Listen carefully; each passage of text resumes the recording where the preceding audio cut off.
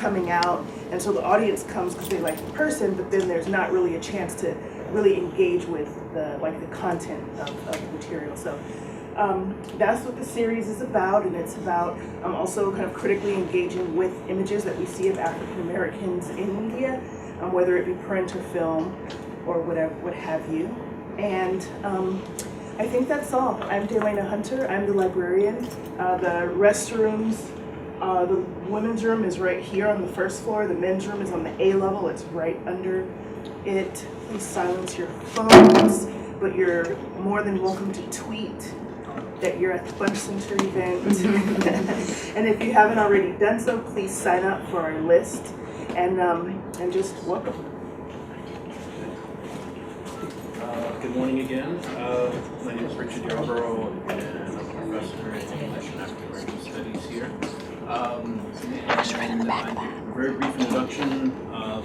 I've not seen the film, so I'm as curious as you all are.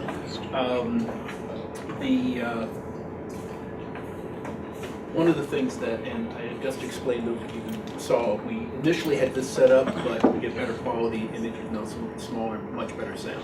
So we shifted over there. I met Romeo Brooks, the filmmaker, when I was teaching, I believe in the fall of 2014. I think it's been that long. And in my early African American literature class, and I do remember talking about some of his ideas with regard to media, online presence, etc. And not that long after that, I learned that he had plans for making films, and that he was very ambitious with regard to that. Now, having taught here for 30 plus years, I've talked to a lot of students and people who come on campus who have ambitious plans, lots of visions, lots of great ideas, and never get it done. And one of the things that's obvious and is really remarkable is that Romeo Brooks is one of those people who got it done. And I'm not quite sure how, but we have talked about some of the journey that he's been on. And the film you're about to see has not yet been released. He's told me that it's been at and will be at a number of festivals. Now comes the hustling time for any of you who are familiar with how movies go. You can make the movie, but then you have to market it. So one of the things I would really encourage you, if you find this interesting, say something to people. I mean, online is the way to spread the word, and you can get a lot of word out fast. And also, don't be disturbed. A couple of my colleagues who are teaching now will be coming in, maybe during the middle of the film. It's the middle of the day here on campus. So anyway, let me just stop, and Romeo, if you can say something really briefly, because you'll be able to talk more after the film. Cool.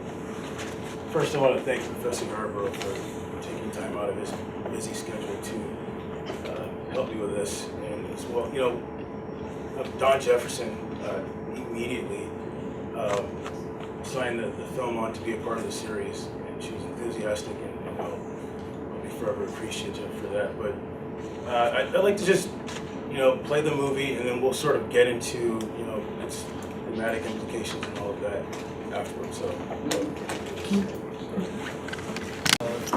And we'll have some time to talk. Romeo, so you want to just Should we? Sure. We'll just move some things around. In fact, you could just swing the top first row of chairs around. Thank you, sir. Yeah. How American slavery was depicted, representations of blackness across the board in movies, just throughout the history of cinema. That sort of started to take shape in, how I approached the script itself. And, that sort of thing started to color a lot about what was happening in terms of constructing and crafting the script. If you look at representation across the board, it was always, as you probably know, it was always characters who were depicted as servants, slaves. They were always forbidden or prohibited from entering any sort of romantic relationships of any kind. And as a result, they seem to always seem not quite real in the popular imagination. And that sort of it made a major influence on how I approached the film thematically. And even when you see sort of exceptions to that, I think it started with the advent of Dorothy Dandridge and her romantic films. But those films, they sort of offered a kind of exception that only highlighted or reinforced this sort of fractured image of black identities in cinema. Because, you know, if you look at the genres that she appeared in quite often, the romantic genre, that alone, even structurally in American cinema, in the romantic genre, the moment the two leads become black, they become a lesser genre, they become a subgenre. And that's pragmatically within the industry, you know? And it's almost as if blackness itself was merely a trope, as though it was akin to Western or sci-fi, you know, or crime. So it's almost like genre is this thing that's supposed to envelop the character, and so blackness itself becomes this thing, this sort of cosmos that envelops other characters. So blackness itself, the characters themselves, they can't quite represent themselves. They're always representations of something else, and it sort of gives it this fractured sort of two-dimensional feel to it, and oftentimes it plays out in the popular imagination the same way. And when you see issues like you know what happened recently, and we're still dealing with in the news in terms of young black males being shot and killed in the streets. In the popular imagination, it doesn't quite seem real. It seems like a fictitious character being killed in the popular imagination, and that was something that was always in my mind while writing the script. We have someone else who's joined us. Want to introduce the actors? This is Christina Hanatu, she's the lead, and of course Shaylin O'Connor, who did an excellent job in the supporting role. And we have Playing Lucy, right? Playing Lucy, exactly. And we have a really strong casting, and we've been accepted into the Hollywood Real Independent Film Festival. We're going to be screening 25th. we're going to be screening the 25th, and you'll be able to meet the whole cast there. So everyone did an excellent job. Could you each talk a little bit about your approach to the role? I know that, you know, there's a lot of backstory to this, but just, you know, especially dealing with such explosive material. Sure. I guess I'll go first. Yeah. As Romeo said, the way this whole project came together was unique in and of itself. Me and him and Arthur Clarke, who starred across from me, we kind of created it in this space of coming together artistically and everything that was happening in the world and deciding to create a film. And so from the very beginning, to me, Verona was a very personal experience. You know, she's a biracial female back in the 1850s, and I'm a biracial female in 2016. And so there was a lot of, you know, I approached it from the modern perspective of being biracial in the current temperature in America, and kind of brought it back to then. And I think what you're asking, it was very explosive content. It was very difficult, but we were lucky that we had a cast and a crew and a director who really didn't make it about the separation of identities within the film, but more so about, as he said, the kind of the way in which our characters were being portrayed, but also the fact that they themselves, even, you know, Smith Wright and my father in the film, that viewing us as characters but still seeing the humanity there, you know, that because of the portrayal in media even today, the way characters or men are being portrayed in media, people view it as a fictitious character, but that's almost not even their fault, in that they're being taught this through media all the time. And so luckily in our film we were, you know, a very diverse cast, but we all approached it from that space of kind of revealing the truth of the story and not taking it on as a farce, or, you know, once again playing at it. So yeah, it's a very amazing experience for me. I'll let Shaylin talk a little bit about her experience. My answer's not as long, but I just approached it as something that, particularly with what's going on in Hollywood right now, what's going on this year with the Oscars, I just approached it as something that I need to be a part of a film like this. I need to be a part of something that is important to the business as well as what's going on in the real world. And I mean, I'm playing a Southern Belle, which is always fun to wear a pretty dress, but it's just something that as a white girl, as a white actor, it's something I have to be a part of. It's something that I can make a difference in and be a part of in this process. I want to open it up for questions, but I just want to, and this is the first time I've seen it, and I've seen clips, but I want to just say that personally I thought the acting was really, really good. And I think, the actors plus the direction, and I just again personally, and I'll shut up, I think the use of quiet scenes where it was just people looking at each other puts a real burden on the actors to carry a scene where there's no dialogue, but it is really emotionally powerful to watch, the actors be allowed to fill the space. And I think I really appreciate. I appreciated that as an actress. One thing Romeo definitely allowed us to do was kind of, with there being so much emotion behind these scenes, allowing us to do that, to fill the space. Not filling it with words. Just be there. Just be there. Yeah, which is risky. So let me shut up and comments, questions from Alan.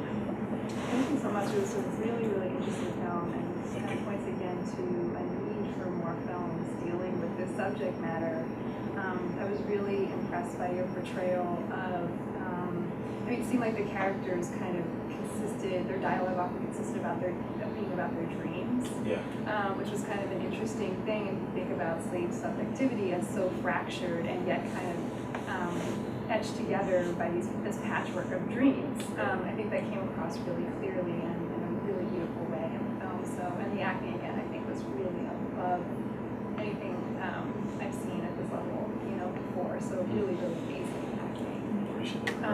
So I wondered if you could talk a little bit about your influences. You talked a little bit about kind of maybe what you were responding to in terms of absences and the history of slavery being portrayed on the screen. I just wondered if there are particular filmmakers or films. I get the sense that Spike Lee is somewhere back there for you. The score coming from, very, absolutely. centric, but Yeah, Spike Lee is a clear influence, but I think more so in the sense of just representations of blackness in cinema. I think, without knowing it, without realizing it now, post Spike Lee and everything he's done since the beginning of his career, we sort of view representations of blackness through his initial sort of introduction.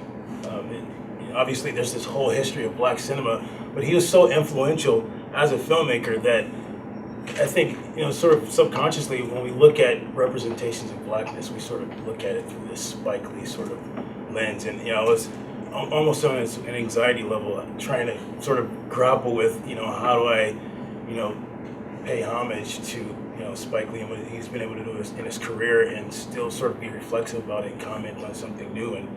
And yeah, that was always there. But in terms of other influences, just sort of being in dialogue with the Hollywood's golden age, the sort of golden age of Hollywood from the 1940s and 1950s, and the Technicolor melodramas, which, sort of boast these really colorful, splashing melodramas like, the Weepy films and everything. And, always in the background there was this sort of black character, just sort of a prop, for all intents and purposes. And, I wanted to sort of take that same genre and just turn the camera from Scarlett O'Hara and point it to, Prissy, and just follow her through her life. And I would imagine it would, based on that, the tone would go from something like a melodrama, a splashy melodrama, to a much more macabre, much more dark thing, because that's the life that these characters that were sort of inhabiting a space in those films, that's the life they were living, And so I was constantly in dialogue with those films. When you mentioned turning the gaze away from Scarlett O'Hara, it reminded me of a book. I just read the book but it's been out for a couple of years. It's called Longborn, and it's about it's Pride and Prejudice, but it's from the point of view of one of the servants in the Bennett's household. And so, and that fascinated me because I'm one of those people, I like to know like what everyday life is like for people who lived in a certain time period. And I wonder like what was your process of kind of getting information about how, just kind of regular people kind of lived and wore, and we saw your character, you sleep in the same bed with, I assume it was like your mom's character, and I just wondered like what was your process of gathering information in order to bring that type of role to life? Well, as a filmmaker, I think the easiest way to do that is to sort of pay attention to one's own dailiness of living. It's just that's something that just the dailiness and the sort of banality of just being in a space, that sort of has been the case throughout all of human history.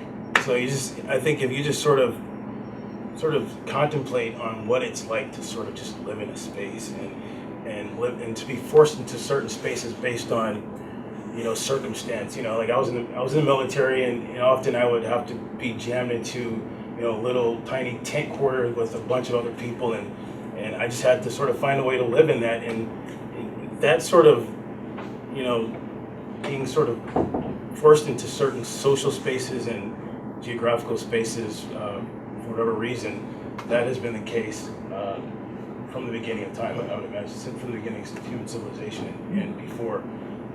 So I think just taking that sort of approach and you just sort of articulate it on the screen, it will seem sort of true to life. I guess what struck me was when you said that you were trying to get behind the representations that we so often see in films. But I thought throughout the film there was this meta conversation going on about that process of representation, and in fact mimicking it in the ways in which the conversations were always about artistic stories, or the ways in which the photographer is there creating a static picture of I mean, if you titled it what the beautiful Negros, or that was a wonderful juxtaposition and commentary on this is the way the filtering has been, that it's translated into an art that you read the picture rather than read the human being. Absolutely. Or you read the story, or you read even those torn out pages from the book. And I thought that was a wonderfully constructed series of interior, I call it meta commentary on the whole process. Sure. Intentional, obviously. Absolutely. Yeah. Obviously we're dealing with representations. Yes. And they're sort of mediated representations, and you see a kind of articulation of Black identity that's sort of seen through the gaze of these white characters, and then you have that same sort of obsessive mediation within the slave characters themselves.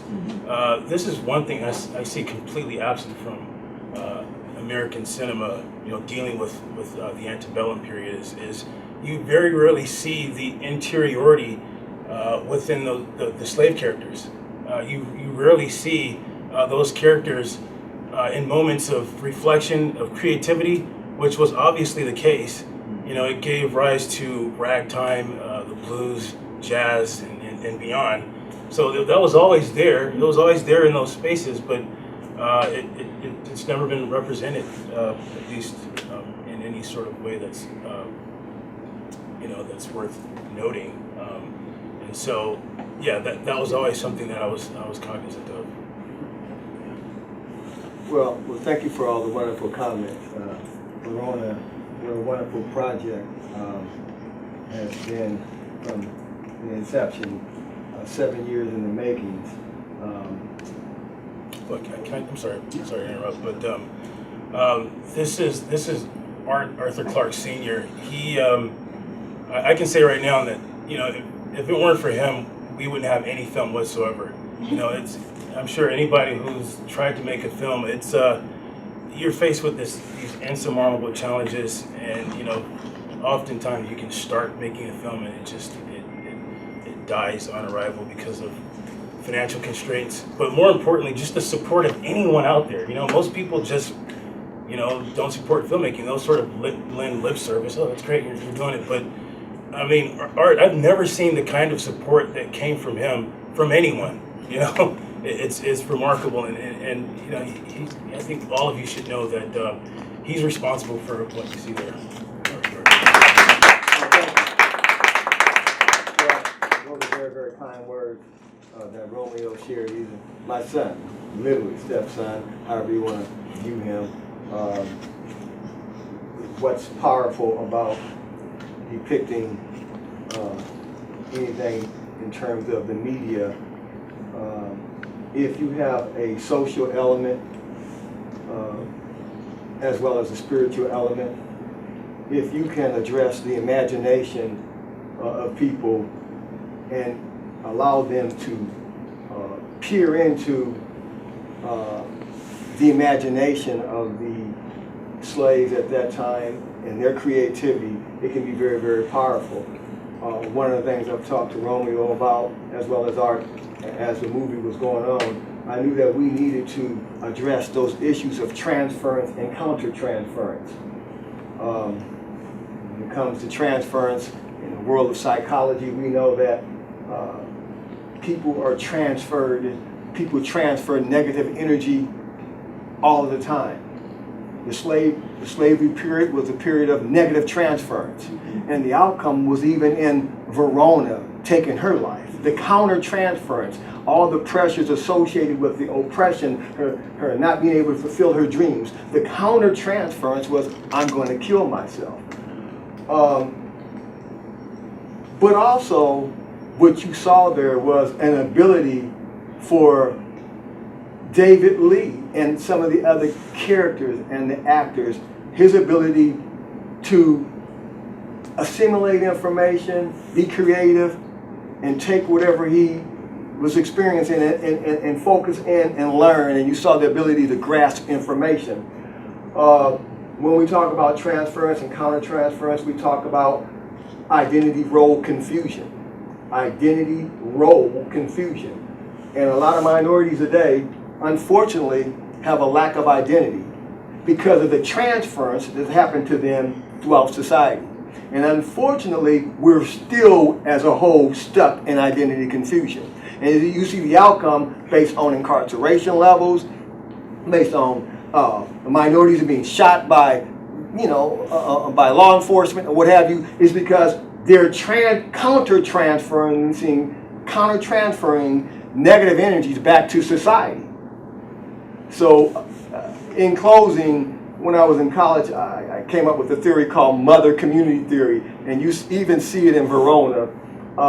We failed a lot of young kids in inner cities, and I would hope that movies like Verona will give someone an opportunity to peer into, whoa, look at this. Look at some people dealing with their oppressions, but at the outcome is, you know what? They are still thriving. They are creative. So I hope that it reflects an ability for you to see some social change. I hope that it touched your emotions. I hope that you saw creativity, and based on your reflections and statements, I think that has happened. So it has been a joy working with them, the actresses, and it continues. It's been a wonderful process, and we're going to continue in this process. I would love to see all of you out there on the 25th, But anyway, enough stated for me. Thank you so much. I wonder if you can give us more information about the 25th. You said you. Oh, yeah. accepted to a film festival, right? Yeah, if Why everyone don't you explain the whole film festival process, how that whole happens, the selection process, how vast and how broad and how significant it is? Well, obviously, when you enter a film festival, there's this lengthy selection process. We were lucky enough to be selected. It's on the 25th. It's playing at the Beverly Hills Music Hall at 8 p.m. That's a Thursday. It's this month, and it's exciting because it could be an opportunity for us. It's sponsored by Netflix, who, as you probably heard, offered Nate Parker a distribution deal. He ended up turning that down, but I don't know what that would mean for us. But it's the Nat Turner project. the Nat Turner project, exactly. So it's exciting. That's going to be our first really big showcase, and we would love for you guys to come out. We can send all of the details if everyone just sort of leave their email address, and we'll get that information out to you. What's the name of the festival again? It's the Hollywood Real Independent Film Festival. Questions? Comments? To say, your comments about, I'm sorry, your comments about, the absence of Black representation, especially representation of slavery. I just wanted to say that when I watched your film, I did put it in the context of UCLA's earlier film tradition. It was a Black woman filmmaker at from UCLA, was the first Black woman to make a film about slavery. Xanadu Irene Davis. So Mother of the Rivers is available in the library and might be an interesting reference point as you're thinking about the film and its world and the context in which it travels. Also Charles Burnett, who was a graduate of UCLA, made Night John, which I believe he made for the Disney Channel. Yeah. It's kind of an interesting, Disney does slavery, I mean, yes, that's true. So, and then what happens with the image of slavery as it kind of enters into those spaces? How does it get censored? How does it get sort of changed? But there's a bigger conversation. I see your film as kind of in a trajectory, and in good company. Thank you. And very worthy of being. Thank you. Thank you. So, yeah.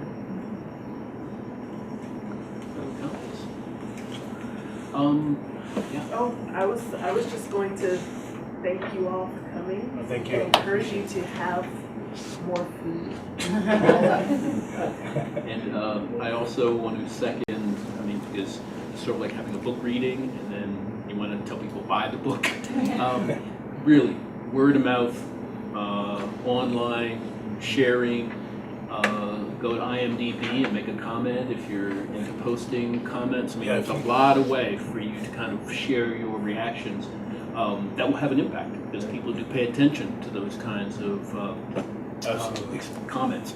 So anyway, I just I'm really pleased to have been asked to be associated with this. I'm really proud of the product. I hope it does really well, and let's give the filmmaker and the actors. Thank you. Oh no, this is Thank you. he told me, and unfortunately I'm on the road for a conference on the 25th, so